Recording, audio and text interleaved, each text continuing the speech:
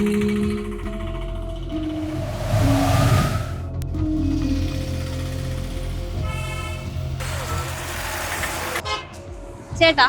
ഞാൻ ഒരാളെ അന്വേഷിച്ചു വന്നാണ്. ഈ ഫോട്ടോയിൽ കണ്ട ആള് ഇയാള് മിസ്സിംഗ് ആ. ചേട്ടൻ എവിടെയെങ്കിലും കണ്ടിട്ടുണ്ടോ? ഇല്ല, അറിയില്ല. അറിയില്ല.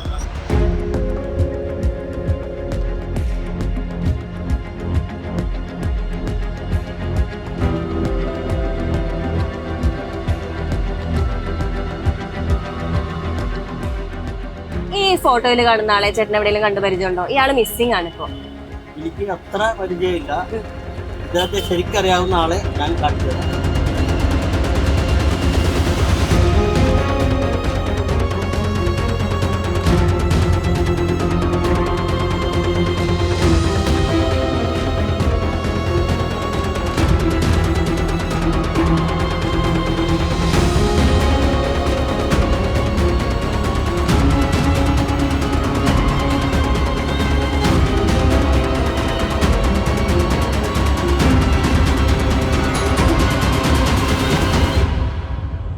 ഹായ് ചേച്ചി. ഹായ്. ചേച്ചി, ഞാൻ ഈ ഫോട്ടോയിൽ കാണുന്ന ആളെ അന്വേഷിച്ച് വന്നതാ. ഇവിടെ ചോദിച്ചാൽ അറിയാൻ പറ്റുമെന്ന് പറഞ്ഞു. ചേച്ചിക്ക് അറിയാമോ ഇയാളെ? എനിക്കറിയില്ല, പക്ഷെ അറിയാവുന്ന ആൾ ഇവിടെ ഉണ്ട്. ഓ, ആരാത്? വാ, കയറി വാ, ഞാൻ Okay. വിളിക്കാം.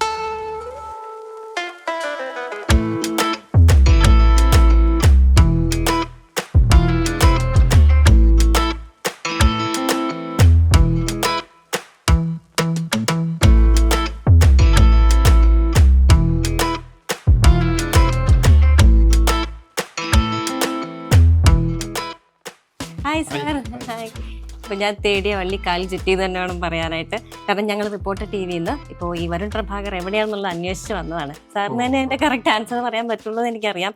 കാരണം ഈ ദൃശ്യം 3 ഒക്കെ വരാണല്ലോ, എന്തെങ്കിലും ക്ലൂ കിട്ടുമോ എന്ന് അറിയാൻ വേണ്ടിയിട്ട് കൂടിയാണ് വന്നത്. എന്തെങ്കിലും ക്ലൂ ഉണ്ടോ സാർ? ഞാൻ മാക്സിമം ട്രൈ ചെയ്യാം, പക്ഷെ ചില രഹസ്യങ്ങളായിട്ടിരിക്കുന്നതല്ലേ ഭംഗി. ഓഫ് കോഴ്സ്, സാറിൻ്റെ ഡയലോഗ് പോലെ തന്നെ. ഓക്കെ, അപ്പോൾ പ്രേക്ഷകരെ ഈ ക്രിസ്മസ് നാളുകളിൽ കുടുംബവിശേഷങ്ങളും സിനിമാ വിശേഷങ്ങളും ഒക്കെ ആയിട്ട് നമ്മുടെ കൂടെ നമ്മുടെ പ്രിയപ്പെട്ട സംവിധായകൻ ജിത്തു ജോസഫ് ആൻഡ് ഫാമിലിയാണുള്ളത്.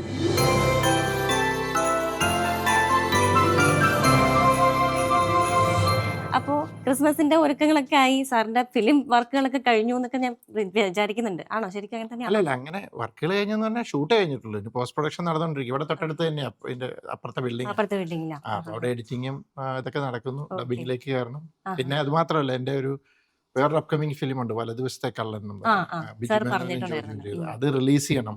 ഓക്കെ. അപ്പൊ അതിന്റെ വർക്കുണ്ട്. അപ്പൊ 2 സിനിമയുടെ ആയതുകൊണ്ട് കുറച്ച് ഹെക്ടിക്കാണ്. ഞാൻ വിചാരിച്ചു സാർ ഇങ്ങനെ കുറച്ച് റിലാക്സ്ഡ് ആയിട്ട് ക്രിസ്മസ് ഒക്കെ ആഘോഷിക്കാനുള്ള ഒരു മൂഡിലേക്ക് കടന്നുകൊണ്ടിരിക്കുകയാണെന്ന് വിചാരിച്ചത്. റിലാക്സ് ചെയ്യുന്ന സമയങ്ങളുണ്ട്, ആ. അല്ലാത്ത സമയത്ത് ഇതിലേക്ക് വർക്കിന് വേണ്ടി ഇറങ്ങും. ഓക്കെ. അപ്പോൾ ചില സമയങ്ങളിൽ ഈവനിങ്സ് ഒക്കെ ഇപ്പോൾ ഞാൻ വേറെ പരിപാടികളൊന്നും ഏറ്റുപിടിക്കുന്നില്ല. അപ്പം അത് കാരണം വൈകുന്നേരങ്ങളിലൊക്കെ ഫ്രീ ആണ്. രാവിലെയാണ് basically I M A morning person. അതുകൊണ്ട് ഞാൻ രാവിലെയാണ് ഓക്കെ. എഴുന്നേറ്റ് ഒരു നടപ്പും കാര്യങ്ങളും ഒക്കെ കഴിഞ്ഞ് കഴിഞ്ഞാൽ ഞാൻ എഡിറ്ററുമായിട്ടിരിക്കും. പിന്നെ മറ്റേ മ്യൂസിക്കിന്റെ പരിപാടി, അങ്ങനെ മേജർ വർക്ക് ഒരു 11:30-12 തീർക്കും. ഓക്കെ. ഉച്ച കഴിഞ്ഞ് കുറച്ച് റിലാക്സ്ഡ് ആയിട്ട് തന്നെ ഇരിക്കാൻ. ഇപ്പൊ എന്തായാലും വീട്ടിലും ചേച്ചിയും ഓൾറെഡി സിനിമയിലും കോസ്റ്റ്യൂമിന്റെ കാര്യങ്ങളൊക്കെ നോക്കുന്നത് കൊണ്ട് ചേച്ചിയും ഉണ്ടായിരിക്കില്ലേ? ഇവിടെ എല്ലാവരും ഉണ്ടോന്ന് ചോദിച്ചാൽ ഉണ്ട് എന്നാ ഇല്ല, അല്ല. എല്ലാവരും തിരക്കാം. പുള്ളിയെ സംബന്ധിച്ചോളം പുള്ളി കോസ്റ്റ്യൂമിന്റെ ഉണ്ട്, പിന്നെ പുള്ളി ഒരു സ്ക്രിപ്റ്റ് ചെയ്യുന്നുണ്ട്, അതിന്റെ പ്രൊജക്ടിന്റെ കാര്യങ്ങളുണ്ട്. പിന്നെ പിള്ളേരാണെങ്കിലും മൂത്ത മോള് ഒരു സ്ക്രിപ്റ്റ് എഴുതി അതിന്റെ ആസിഫ് അലിയുടെ ഒരു സബ്ജക്ട് പറഞ്ഞ് അങ്ങനെ നിൽക്കുന്നു. ഇളയാളാണ് എൻ്റെ ലൈൻ പ്രൊഡക്ഷൻ കമ്പനി നോക്കുന്നത്. ഓക്കെ. അപ്പം എനിക്ക് തോന്നുന്നു പുള്ളിക്ക് കറ്റീനിയാണ് ഏറ്റവും തിരക്ക്. ആണോ? അപ്പൊ ഇപ്പൊ മൊത്തത്തിൽ സിനിമ ഫാമിലി ആയി എന്ന് തന്നെ പറയാം അല്ലേ? ചേച്ചിക്ക് ഇപ്പൊ എന്താ പറയാനുള്ളത്? ക്രിസ്മസിന്റെ ഒരുക്കങ്ങളൊക്കെ ആയിട്ട് ചേച്ചി പണ്ടത്തെ പോലെയല്ല, കുറച്ചുകൂടെ ബിസിയായി. ഇപ്പൊ ഇപ്രാവശ്യം എല്ലാരും ക്രിസ്മസിനുണ്ട്. ആ. അപ്പൊ ഇപ്പൊ കുറെ ദിവസമായിട്ടുണ്ട്. ഷൂട്ടിംഗ് എല്ലാം കഴിഞ്ഞു. ഷൂട്ട് കഴിഞ്ഞിട്ട് ബാക്കി കാര്യങ്ങളാകുമ്പോ ഇവിടുന്ന് പോയി വരുന്ന കാര്യങ്ങളല്ലേ. പോസ്റ്റ് പ്രൊഡക്ഷൻ ആണെങ്കിലും വൈകുന്നേരം ഇങ്ങോട്ട് വരും. എല്ലാരും ഇവിടെ തന്നെ ഉണ്ട്. അപ്പം ഈ ഒരു മാസം വീട്ടിൽ തന്നെ എല്ലാരും ഉണ്ട്. അപ്പൊ അതിനൊരു ക്രിസ്മസിന്റെ ഫീൽ ആയി തുടങ്ങി. അതുകൊണ്ട് ആണല്ലേ? ഓക്കെ. എന്തായാലും സാറിന്റെ വീടിനെ കുറിച്ച് തന്നെ കേട്ടിട്ടുണ്ട്, പല വീഡിയോസിലൊക്കെ കണ്ടിട്ടുണ്ട്. അടിപൊളി വീടാണ്. നമുക്ക് അതും കൂടെ ഒന്ന് കണ്ട് നിങ്ങളുടെ ബാക്കിയുള്ള വിശേഷങ്ങൾ. ശരിക്കും വീട് ഭയങ്കര ഒരു സിമ്പിൾ ആയിട്ടുള്ള വീടാണ്. പക്ഷെ വീടിരിക്കുന്ന സ്ഥലം ഞങ്ങൾക്ക് ഒത്തിരി പ്രിയപ്പെട്ടതാണ്. നമ്മളൊരു വീട് പണിതു. അതെങ്ങനെ എനിക്ക് വേണ്ട 12 വർഷം. 12 വർഷം. ഈ ഡിസംബർ 20th ആകുമ്പോ 12 വർഷം. ദൃശ്യം റിലീസ് ചെയ്തതിന്റെ പിറ്റേ ദിവസമാണ് ഞങ്ങളുടെ ഹൗസ് വാമിങ്. ഓക്കെ. വീടിന് കല്ലിടുന്നത് മൈബോസിന്റെ പൂജയ്ക്ക് പോകുന്നതിന് തൊട്ട് മുമ്പ് കല്ലിട്ടിട്ട മൈബോസിന്റെ പൂജ നടന്നു. അപ്പൊ എന്തായാലും നമുക്ക് ഈ വീടൊക്കെ ഒന്ന് കാണണമെന്നൊക്കെ ഉണ്ട് എനിക്ക്.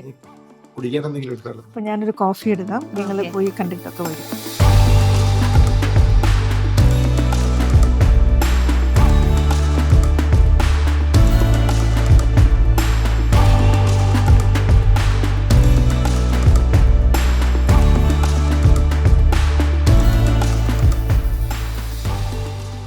സാർ ഈ വീട്ടിലേക്ക് ആദ്യം കയറി വരുമ്പോൾ തന്നെ നമ്മൾ കാണുന്ന ഫ്രെയിമാണല്ലോ സാറിൻ്റെ എല്ലാ മൂവീസിൻ്റെയും ഫ്രെയിം വെച്ചിട്ടുള്ള സാറിൻ്റെ കിട്ടിയിരിക്കുന്ന സൈറ്റേഷൻസ് ആൻഡ് ട്രോഫീസ്. ഇപ്പോൾ ഞാൻ നോക്കുകയാണെങ്കിൽ ആദ്യം തന്നെ സാർ വെച്ചിരിക്കുന്ന ഡിറ്റക്റ്റീവ് അല്ലേ സാർ? ആ ഓർഡറിൽ തന്നെ വെച്ചതല്ലേ?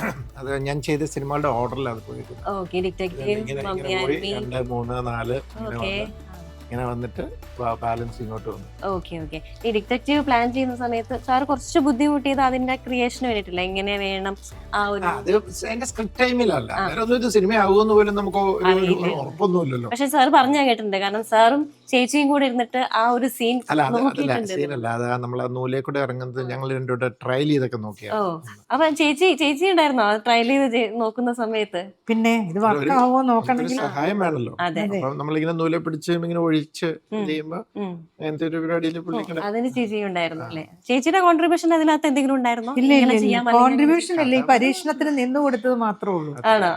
ഓക്കെ. ഞാൻ പിന്നെ വിചാരിച്ചു അതിനും പിന്നെ ഹീറോയിന്റെ ഒരു ഡ്രസ്സൊക്കെ പുള്ളിക്കാരത്തി ചെയ്തു സിനിമയില് ഷൂട്ടൊക്കെ ആയപ്പോഴത്തേക്ക്. ഓക്കെ. അതുപോലെ തന്നെയാണല്ലോ ഈ മമ്മി ആൻഡ് മീയും മമ്മി ആൻഡ് അല്ല മൈബോസിൽ എനിക്ക് തോന്നുന്നു ചേച്ചിയല്ലേ മമതയുടെ അതെ, കോസ്റ്റ്യൂം അതെ, ചെയ്തിട്ടുള്ളത്. അതെ. അതിലാണോ ചേച്ചി കംപ്ലീറ്റ് ആയിട്ട് അല്ലല്ല, അത് മെമ്മറീസ് മെമ്മറീസ്? തൊട്ടാണ് ഒഫീഷ്യൽ ആയിട്ട് ചെയ്യുന്നത്. അതിനു മുമ്പ് 3 പടം ബുക്ക് ചെയ്ത് അസിസ്റ്റന്റ് ഒക്കെ ആയിട്ട്, ഇപ്പൊ മമ്മി അൻവിയിലും ഒരു അസിസ്റ്റന്റ് ആയിട്ടൊക്കെ ഉണ്ടായിരുന്നു. അതിനകത്തും കുറെ പുള്ളിക്കാരത്തി വർക്ക് ചെയ്തു. അത് കഴിഞ്ഞ് അങ്ങനെ വന്ന് മെമ്മറീസ് ആയപ്പോ ഇൻഡിപെൻഡന്റ് ആയിട്ട്. ഓക്കെ. ഈ ദൃശ്യം 2 എനിക്ക് തോന്നുന്നു സാർ കുറച്ചുകൂടെ കൂടുതൽ കാസ്റ്റിംഗില് കുറച്ച് ഫോക്കസ് ചെയ്തിട്ടുണ്ടോ തോന്നുന്നു. ലൈക്ക് കുറച്ച് കോമഡി ക്യാരക്ടേഴ്സ് ചെയ്തവർ കുറച്ചുകൂടി സീരിയസ് ക്യാരക്ടർ കൊടുത്തു. അത് സാറ് പർപ്പസ്ഫുള്ളി അത് ചെയ്യുന്നതാണ്. ഞാൻ മിക്ക സിനിമകളിലും ചെയ്യാറുണ്ട്. കാരണം ഞാൻ ഈ ഒത്തിരി ഇങ്ങനത്തെ കോമഡി പിന്നെ പ്രോഗ്രാംസും ഇതൊക്കെ കാണുമ്പോൾ അവരൊക്കെ ഒത്തിരി നല്ല ടാലന്റഡ് ആർട്ടിസ്റ്റാണ്. അപ്പൊ എപ്പോഴും അവരെ ആരും അങ്ങനെ പിന്നെ ഇത് ചെയ്യുന്നവരല്ല, സീരിയൽ ചെയ്യുന്നവരെന്നൊക്കെ പറഞ്ഞ എപ്പോഴും ഇതുണ്ട്. അതുകൊണ്ട് ഞാൻ എപ്പോഴും അവർക്കൊരു പ്രിഫറൻസ് കൊടുക്കാറുണ്ട്, അങ്ങനെ നല്ല ഇതൊക്കെ വന്നാൽ. ഓക്കെ. ഇത് പഠിച്ച് വന്നിട്ടുള്ള ഒരാളെ സ്വന്തമായി പഠിച്ചെടുത്താണ്. ഓരോ സിനിമയും നമ്മൾ ചെറിയ ചെറിയ പരീക്ഷണങ്ങളും, വലിയ പരീക്ഷണങ്ങളിലേക്കൊന്നും ഞാൻ ഇതുവരെയായിട്ടും പോയിട്ടില്ല. പിന്നെ എൻ്റെ ഒരു സ്റ്റൈൽ ഓഫ് മേക്കിംഗ് വ്യത്യാസമുണ്ട്. ഞാൻ എൻ്റെതായ രീതിയിൽ കഥ പറയുന്ന ഒരാളാണ്. അപ്പം അത് അതിനകത്ത് ചെറിയ ചെറിയ പരീക്ഷണങ്ങളൊക്കെ നടത്തി മനസ്സിലാക്കി അങ്ങനെ പോകുന്ന ഒരു സാധാരണ ഫിലിം മേക്കർ. സാറിന് ഇപ്പൊ എഴുതുമ്പോഴാണോ അത് എഴുതിയിട്ട് അതിൽ ഒരുമിച്ച് സംവിധാനം ചെയ്യുമ്പോഴാണോ ഏതാണ് നല്ലത്? നല്ലത് ശരിക്കും ഞാൻ തന്നെ എഴുതി സംവിധാനം ചെയ്യുമ്പോഴാണ്. കാരണം എന്ന് വെച്ച് കഴിഞ്ഞാൽ കുറച്ചുകൂടി ഈസിയാണ്. കാരണം നമ്മൾ സ്ക്രിപ്റ്റ് എഴുതുമ്പോൾ തന്നെ നമ്മളത് വിഷ്വലൈസ് ചെയ്ത് നമ്മൾ ഒരു ഫുൾ എഡിറ്റഡ് സ്ക്രിപ്റ്റ് കഴിഞ്ഞ് കഴിയുമ്പോഴത്തേക്കും നമ്മൾ സിനിമ ഷൂട്ട് ചെയ്ത പോലെയാണ്. പക്ഷെ വേറൊരാളുടെ സ്ക്രിപ്റ്റ് എന്ന് പറയുമ്പോൾ നമ്മളത് ഫീഡ് ചെയ്ത് നമ്മൾ കയറ്റി, പിന്നെ അതിൻ്റെ ഇടയ്ക്ക് ആ വ്യക്തിക്കൊരു ഐഡിയ കാണും, ഇങ്ങനെയാ ഈ സീൻ ചെയ്യേണ്ടത്. അപ്പോൾ അതും ചിലപ്പോൾ എൻ്റെ തമ്മിൽ ക്ലാഷ് ആകാം. അപ്പോൾ അതിനകത്ത് നല്ലത് ഏതാ? അപ്പോൾ ബേസിക്കലി അങ്ങനെയുള്ള സിറ്റുവേഷനിൽ ഒരു ഈഗോ ഉണ്ടാകാൻ പാടില്ല. നല്ലതാ ആര് പറയുന്നു അത് സ്വീകരിക്കുക എന്ന് പറയുന്നത്. പക്ഷെ അത് കുറച്ചുകൂടെ സ്ട്രെയിനാണ്. പക്ഷെ അതിനൊരു അഡ്വാൻറ്റേജ് എന്താണെന്ന് വെച്ച് കഴിഞ്ഞാൽ ഒരു വേറൊരു പെർസ്പെക്റ്റീവ്, വേറൊരു കാഴ്ചപ്പാട് നമുക്ക് ആ സിനിമയ്ക്കകത്തേക്ക് വരും. മനസ്സിലായി? അല്ലെങ്കിൽ എപ്പോഴും ഇപ്പോൾ ഒരു ക്യാരക്ടറൈസേഷൻ നമ്മൾ ഉണ്ടാക്കുമ്പോൾ ചിലപ്പോൾ ചില ക്യാരക്ടറൈസേഷൻ എനിക്ക് ചിലപ്പോൾ ഒരു എന്താ പറയുക, ഒരു അയ്യോ അതങ്ങനെ ഒരു ക്യാരക്ടറൈസേഷൻ വേണ്ടാന്നൊക്കെ തോന്നും. പക്ഷെ ഇപ്പൊ കൂമലിന്റെ ക്യാരക്ടർ, അതിപ്പോ കൃഷ്ണകുമാർ വന്നിട്ടാണ് ഒരു ക്യാരക്ടറൈസേഷൻ പറയുന്ന, ഒരു പോലീസുകാരൻ കള്ളനാകുന്നു അതിൻ്റെ ഇത്. അപ്പൊ പിന്നെ അതൊരു ഐഡിയ എനിക്ക് വേറെ ഇടത്ത് പുള്ളി തന്നു, പിന്നെ അതിനകത്തിരുന്ന് വർക്ക് ചെയ്തു.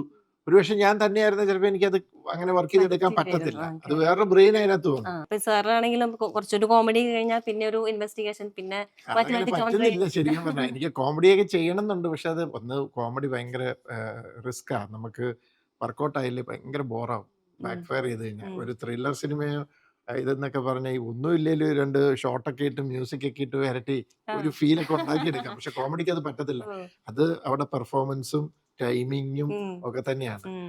അത് വലിയ ബുദ്ധിമുട്ടാണ്. അത് നമ്മുടെ കയ്യിലല്ല. മറ്റത് കുറെയൊക്കെ ആസ് എ ഫിലിം മേക്കർ നമുക്ക് കുറച്ച് ചെയ്തെടുക്കാൻ പറ്റും. പക്ഷെ കോമഡി പറ്റില്ല. പക്ഷെ ഊഴം അതുപോലെ അധികം അതെന്ന് വെച്ചാൽ ഊഴത്തിനകത്ത് നമ്മൾ അതിനകത്തൊരു എന്താ പറയുക, നോൺ ലീനിയർ നരേഷൻ പാറ്റേണെ കൊണ്ടുവന്നപ്പോൾ അതിനകത്ത് എവിടെയോ ഒരു ഇമോഷൻ നഷ്ടപ്പെട്ടു മിസ്സാകുന്ന പോലത്തെ ഒരു ചില സിനിമകളാണ് നമ്മൾ അങ്ങനെ ഉദ്ദേശിക്കുന്ന പോലെ. ഇപ്പൊ ലക്ഷ്യം എന്ന് പറഞ്ഞാൽ ഞാൻ സ്ക്രിപ്റ്റ് എഴുതിയതാണ്, ഡയറക്റ്റ് ചെയ്തതാണ്. അതിനകത്ത് തന്നെ വെച്ചാൽ കുറെ പേരൊക്കെ അത് ഇഷ്ടപ്പെട്ടു. കുറെ പേർക്ക് ഇന്റർവെല്ലില് ബിജുവിനെ റിവീൽ ചെയ്ത് കഴിഞ്ഞപ്പോ എല്ലാരും പറഞ്ഞു ഇല്ല വേറെ എന്തോ വരാനുണ്ട്, ഇത് ശരിയല്ല, എന്റെ എക്സ്പെക്ടേഷൻ മനസ്സിലായോ. അങ്ങനത്തെ അത് ഓരോ സിനിമയ്ക്ക്. ഇപ്പൊ ഞാൻ ചെയ്ത മിറാഷ് തന്നെ ഒത്തിരി ട്വിസ്റ്റ് ഉണ്ട്, കുറെ എണ്ണം പ്രെഡിക്റ്റ്. ശരിക്കും അത് ട്വിസ്റ്റ് എന്ന് പറയാൻ പറ്റത്തില്ല. ആ മിറാഷ് എന്ന് പറഞ്ഞ പേരില്ലേ, പേര് കാണിക്കുന്ന ആ പേര് ഉദ്ദേശിക്കുന്ന എന്താ, നമ്മളെ അടുത്തേക്ക് ചെല്ലുമ്പോൾ ആള് ഇത് പറയാം. അപ്പൊ അതിനകത്ത് മെയിൻ ക്യാരക്ടേഴ്സ് എല്ലാം അത് മാറിക്കൊണ്ടിരിക്കണം. അതിനകത്ത് സസ്പെൻസ് എന്ന് പറയുന്ന ഏറ്റവും അവസാനത്തെ മാത്രമേ ഉള്ളൂ ശരിക്കും പറഞ്ഞ ട്വിസ്റ്റ്. മറ്റേതൊക്കെ ആ ക്യാരക്ടറിൽ ഉണ്ടാകുന്ന മാറ്റങ്ങളാണ്. പക്ഷെ അത് ആൾക്കാർ വേറെ രീതിയിലെടുത്ത്. ഇപ്പൊ ചിലത് നമ്മൾ ഉദ്ദേശിക്കുന്ന ഐഡിയ അങ്ങോട്ട് വർക്കാവണം സംഭവിക്കും.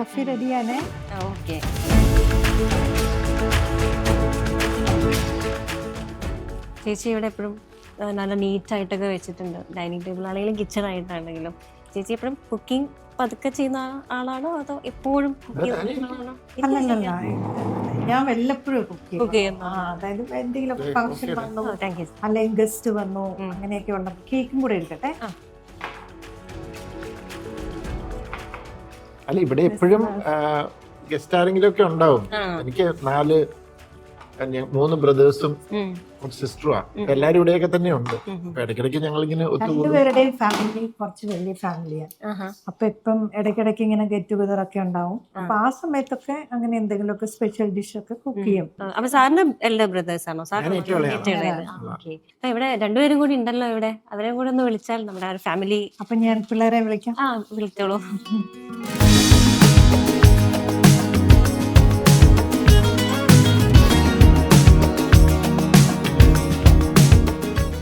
മൂത്തയാള് കാതറിൻ, ആ പേര് കാത്തി എന്ന് വിളിക്കും. ഇളയാള് കെറ്റീന, ഞങ്ങള് കിറ്റു എന്ന് വിളിക്കും. കാത്തിയാണ് ആക്ച്വലി എന്റെ കൂടെ റാമിലെ തമ്പിയിലൊക്കെ അസിസ്റ്റന്റ് ഡയറക്ടർ ഉണ്ട് ആയിട്ട് വർക്ക് ചെയ്തത്. പുള്ളി ഇപ്പൊ ഒരു സബ്ജക്ട് ഒക്കെ എഴുതി പുള്ളി ഒരു ഇൻഡിപെൻഡന്റ് ആയിട്ട് പടം ചെയ്യാനുള്ള പുള്ളിയുടേതായ ശ്രമം. ഞാൻ അതിനകത്ത് ഇടപെടുന്നില്ല. അതുമായിട്ട് മുന്നോട്ട് പോകാൻ തന്നെയാണോ പ്ലാൻ? Writing plus direction.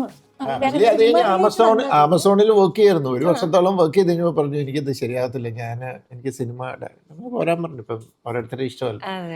കെറ്റീനെ ഞങ്ങളിപ്പോ ഒരു ബെഡ് ടൈം സ്റ്റോറീസ് എന്ന് പറഞ്ഞൊരു ലൈറ്റ് പ്രൊഡക്ഷൻ കമ്പനി. അപ്പൊ കെറ്റീനെയാണ് 4 പടം, 4ാമത്തെ പടം ഇതിലാണ്. ഇഷ്ടമുള്ള ഒരാൾക്ക് ഇഷ്ടമുള്ള ഫീൽഡിൽ വർക്ക് ചെയ്യുമ്പോൾ അതിനകത്ത് ഹാർഡ് വർക്ക് ചെയ്യും, പാഷനേറ്റ് ആയിട്ട് നിൽക്കും. ഇപ്പൊ എന്നെ സംബന്ധിച്ചുള്ള ഞാനൊരു അഗ്രികൾച്ചർ ബാക്ക്ഡ്രോപ്പിൽ നിന്നാണ് വരുന്നത്. അപ്പം റബ്ബർ തോട്ടവും കാര്യങ്ങളും, ഫാദർ പൊളിറ്റിക്സ്, ബ്രദേഴ്സ് എല്ലാം ഓരോ ഇത് ചെയ്യുന്നു. അപ്പം ഞാനിങ്ങനെ എനിക്ക് കൃഷിയോട് വലിയ താല്പര്യമില്ലായിരുന്നു. അപ്പം ഞാൻ സിനിമ ഫീൽഡിലേക്ക് വന്നു. അതിന് പേരൻസ് ഫാമിലിയൊക്കെ സപ്പോർട്ട് ചെയ്തു. സക്സസ്ഫുൾ ആവുന്ന ഒരു ദൈവാനുഗ്രഹം പോലെ. പിന്നെ നമ്മുടെ എഫേർട്ട്, നമ്മൾ എത്രത്തോളം ഹാർഡ് വർക്ക് ചെയ്യുന്നു എന്നുള്ളതിനൊക്കെ അനുസരിച്ച്.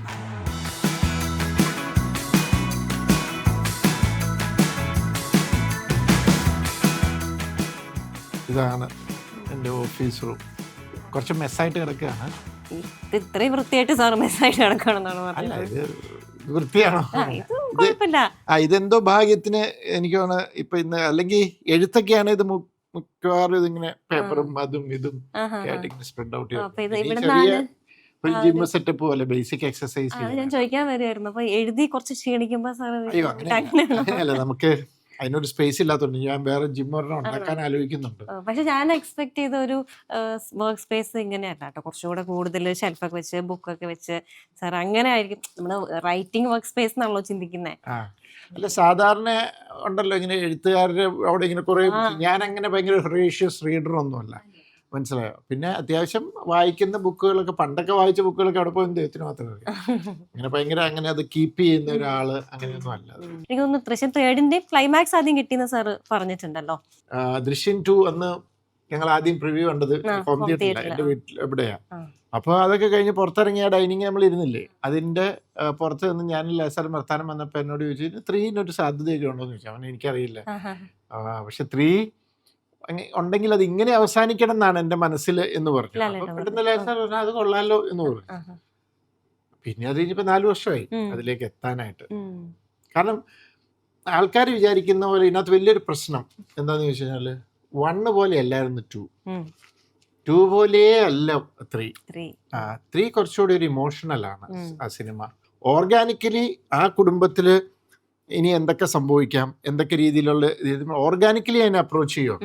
അപ്പോൾ അവർ അതിനകത്ത് അവരുടെ ഒരു ക്യാരക്ടറൈസേഷൻ മെയിൻറ്റെയിൻ ചെയ്യണം. അല്ലെങ്കിൽ അവരുടെ ആ ക്യാരക്ടറിന് ഒരു ഐഡന്റിറ്റി പോകില്ല, കണ്ടിന്യൂഷൻ വേണം. അതിനുള്ള ചില കാര്യങ്ങൾക്ക് വേണ്ടിയിട്ടാണ് എൻ്റെ എഫേർട്ട്. അത് വൺസ് കിട്ടിക്കഴിഞ്ഞ് കഴിഞ്ഞ് ബാക്കി കാര്യങ്ങൾ ചെയ്തു. പക്ഷെ ഈ പറഞ്ഞ പോലെ 2-നകത്തൊരു നെറേറ്റീവ് പാറ്റേൺ ഉണ്ടായിരുന്നു.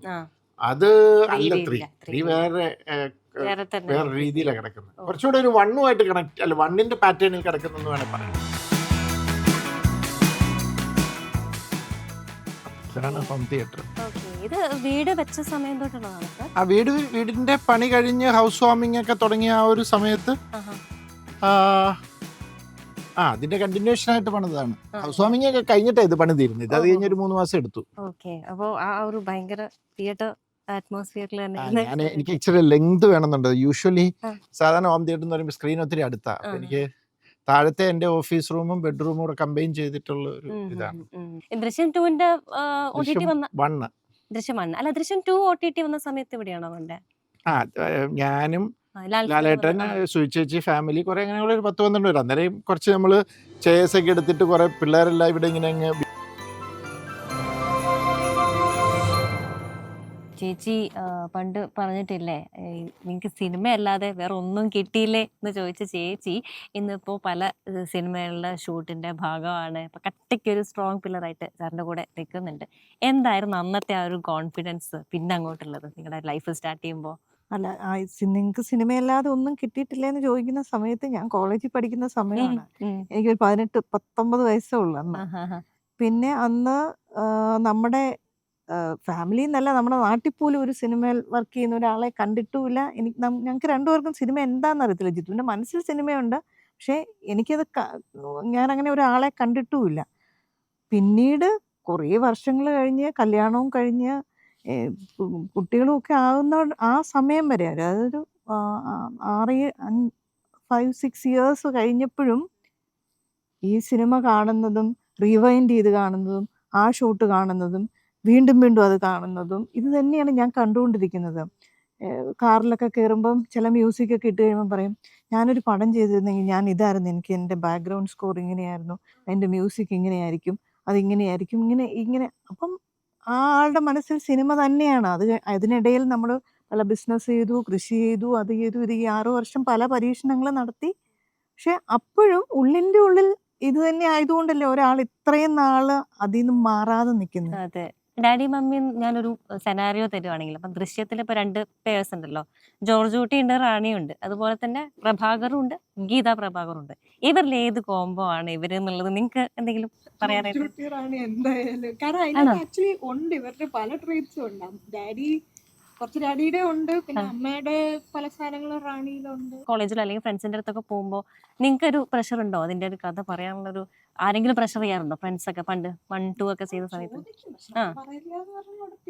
ആണ് പറയാനായിട്ട് അങ്ങനെ ബുദ്ധിമുട്ട്? പ്രഷറൈസ് ചെയ്താരും ചോദിക്കില്ല, ക്യൂരിയസ് ആയിട്ട് ചോദിക്കും. ക്യൂരിയസ് ആയിട്ടാണ്, ക്യൂരിയസ് ആയിട്ട് എല്ലാവരും ചോദിക്കും. പറയാൻ പറ്റാത്ത കാര്യമാണ്, പറയില്ല.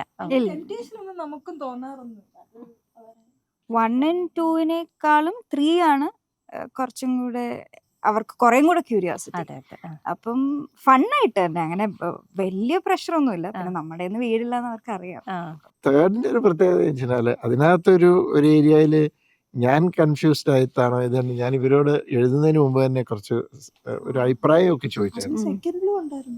അപ്പൊ ഞാൻ അതിന്റെ ഒരു പൾസ് അറിയാനായിട്ട് കുറെ കാര്യങ്ങൾ ഇവരോട് വിളിച്ചിരുത്തി ചോദിച്ച് ഇവരുടെ സംസാരത്തിൽ നിന്ന് കുറെ കാര്യങ്ങൾ മനസ്സിലായി. എന്നിട്ട് ഞാൻ എഴുതി കഴിഞ്ഞിട്ട് പിന്നെ ഞാൻ നമ്മുടെ കൂടെയുള്ള എൻ്റെ ടീമിന് വായിക്കാൻ കൊടുത്തു. പിന്നെ അവരിൽ നിന്ന് ഫീഡ്ബാക്സ് എടുത്തു. ഇപ്പൊ ഒരു കറക്റ്റ് എക്സാമ്പിൾ പറയുകയാണെങ്കിൽ, നേരെന്ന് പറയുന്ന സിനിമയുടെ സ്ക്രിപ്റ്റ് റീഡിങ് ഉണ്ടായിരുന്നു.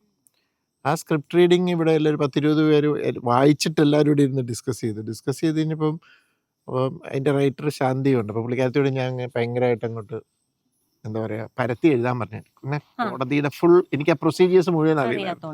അത് ചെറുതായിട്ടെന്തൊക്കെ വെച്ചിട്ട് ഞാൻ ഒരു മണ്ടത്തരം കാണിച്ചു. അങ്ങനെ ആ സമയത്ത് ഇവർക്ക് വായിക്കാൻ കൊടുക്കരുതായിരുന്നു. ഇവരെല്ലാവരും കൂടി അങ്ങ് വായിച്ചു കഴിഞ്ഞപ്പോൾ എല്ലാവരും ഇങ്ങനെ പറഞ്ഞു, എല്ലാവരും ഇങ്ങനെ അപ്സെറ്റ് ആകുന്ന അവസാനം കറ്റീന എൻ്റെ അടുത്ത് വന്നിട്ട് ഇങ്ങനെ ചോദിച്ചു, ഡാഡി നമുക്ക് ഈ പ്രൊജക്റ്റ് ചെയ്യണോ എന്നൊരു ചോദിച്ചു. കാരണം അത് ആ ഫുൾ സ്ക്രിപ്റ്റ് അന്നേരത്തെ അവസ്ഥയിൽ അങ്ങനെ ചോദിച്ചു പോകും. ഓക്കെ.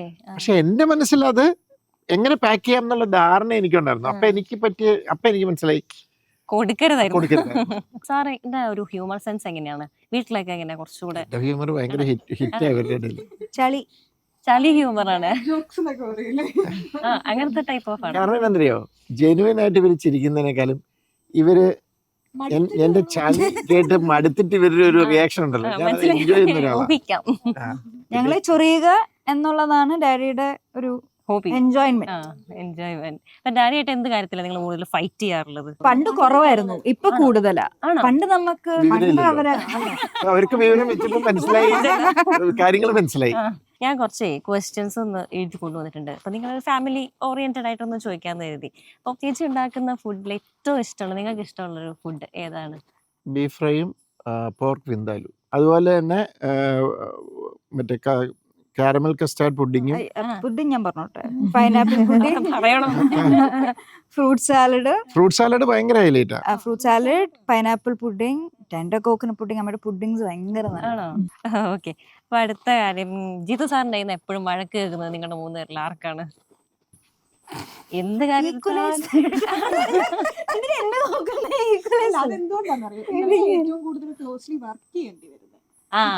അതുകൊണ്ടായിരിക്കും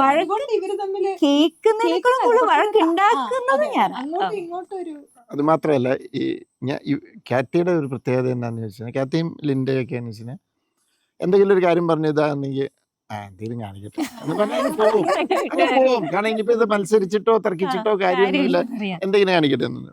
കറ്റീന അങ്ങനെയല്ല. കറ്റീന ഞാനും ഒരേ സ്വഭാവക്കാരാണ്. അതായത് കറ്റീനയ്ക്ക് അത് എക്സ്പ്ലെയിൻ ചെയ്ത് അതിനെ എന്നെ മനസ്സിലാക്കിക്കണം എന്ന് നിർബന്ധമാണ്. എനിക്ക് അതുപോലെ തിരിച്ചു അതെ. അപ്പൊ ഇടയ്ക്കിടയ്ക്ക് ഫ്രിക്ഷൻ വരും എന്ന് മാത്രമല്ല, ഇടയ്ക്കിടയ്ക്ക് അത് കഴിഞ്ഞ് ഒന്ന് പറഞ്ഞ് 2 പറഞ്ഞ് വിളങ്ങ്. പണ്ടൊക്കെ പെട്ടെന്ന് കണ്ണ് അറിയായിരുന്നു, ഇപ്പൊ അത് മാറി. കുറച്ചാൾ കഴിയുമ്പോ അതങ്ങ് മാറുമല്ലോ. അപ്പൊ അവസാനം പണ്ട് പെട്ടെന്ന് അപ്പൊ എന്നോട് ഒരു ദിവസം വന്നിട്ട് പറഞ്ഞു, ഡാഡി അത് ഓരോരുത്തർ ഓരോ രീതിയിലാണ് അത് എക്സ്പ്രസ് ചെയ്യുന്നത്. അപ്പൊ എനിക്ക് ചിലപ്പോൾ പെട്ടെന്ന് കരച്ചിൽ വരും, പക്ഷെ അത് മൈൻഡ് ചെയ്യേണ്ട കാര്യമില്ല, നിങ്ങൾ അത് ഓർത്ത് ഉടനെ ഭയങ്കര വിഷമിക്കണം, അത് എൻ്റെ ഒരു അത് എക്സ്പ്രസ് ചെയ്യുന്ന രീതിയാണെന്ന് പറഞ്ഞു. അത് കാരണം ഇപ്പൊ എന്തെങ്കിലുമൊക്കെ ഇപ്പൊ ഇങ്ങനെ എന്തെങ്കിലുമൊക്കെ പറയുമ്പോ കണ്ണ് കറിഞ്ഞ അവിടെ നിന്ന് കഴിഞ്ഞാൽ ഞാനങ്ങ് പോകും. പക്ഷെ അതുകൊണ്ട് എന്റെ കണ്ണ് നിറച്ച് നിന്നു. അപ്പൊ എന്നാ ശരി, നമുക്ക് കൊട്ടി തീർക്കാം. ഓക്കെ. പെർഫെക്ഷനിസ്റ്റ് ആരാണ്? ഭയങ്കര വൃത്തിയായിരിക്കണം ഞാൻ ചെയ്യുന്ന കാര്യങ്ങളൊക്കെ എന്ന് പറയുന്നത് ആരാണ്? ചെയ്യത്തില്ല ചെയ്താൽ എല്ലാ കാര്യങ്ങളൊന്നും ചെയ്യത്തില്ല, പക്ഷെ ചെയ്യുന്നത് ഇങ്ങനെ ഭയങ്കര പെർഫെക്ഷൻ വേണമെന്നുള്ളത്. ഏറ്റവും കൂടുതൽ തൊട്ടാവാടി ആരാണ്? പെട്ടെന്ന് വിഷമം വരും, ഇമോഷണലി ആയിരുന്നു. ഭയങ്കര ഞാനായി കരയല്ലെന്നേ ഉള്ളൂ, ഇപ്പൊ കരയിപ്പിക്കും അല്ലേ? വിശപ്പ് കൂടുതലുള്ളത് ആർക്കാണ്? ഫുൾ ഫാമിലി വിശപ്പിന്റെ ആൾക്കാരാ. ആരെങ്കിലും കൊണ്ട് നന്നായി പെട്ടെന്ന് കഴിക്കാറല്ലേ? എന്തായാലും നമ്മൾ കുറേ നേരം ഇപ്പോ സംസാരിച്ചു, നമ്മള് വീടൊക്കെ കണ്ടു, കുറച്ച് ചേച്ചി കോഫിയൊക്കെ ഉണ്ടാക്കി തന്നു, ക്രിസ്മസ് വൈബും നമ്മളെല്ലാം. പക്ഷെ ആദ്യമായിട്ടോ രാത്രി വന്നിങ്ങനെ ചെയ്യുന്നു. രാത്രി അപ്പൊ എന്തായാലും ഞങ്ങളൊരു കേക്ക് ഒക്കെ കൊണ്ടാണ് വന്നിട്ടുള്ളത്. അപ്പൊ നമുക്ക് ചെറിയൊരു കേക്ക് കട്ടിംഗ് ഒക്കെ ചെയ്ത് അതിലൂടെ നമുക്ക് വൈൻഡപ്പ് ചെയ്യാം. അപ്പൊ റിപ്പോർട്ടർ ചാനലിന്റെ എല്ലാ പ്രേക്ഷകർക്കും ഞങ്ങളുടെ ക്രിസ്മസ് ആശംസ. ദൈവം പിറന്നു, സ്നേഹം ചൊരിഞ്ഞു, മോഹം മറഞ്ഞു, മോദം നിറഞ്ഞു. പിന്നെ ഹർഷ ഇവിടെ വന്നപ്പോ ആദ്യം ഒരു ചോദ്യം ചോദിച്ചിരുന്നു, അതിന് ഉത്തരം ഇപ്പോഴും കിട്ടിയിട്ടില്ല.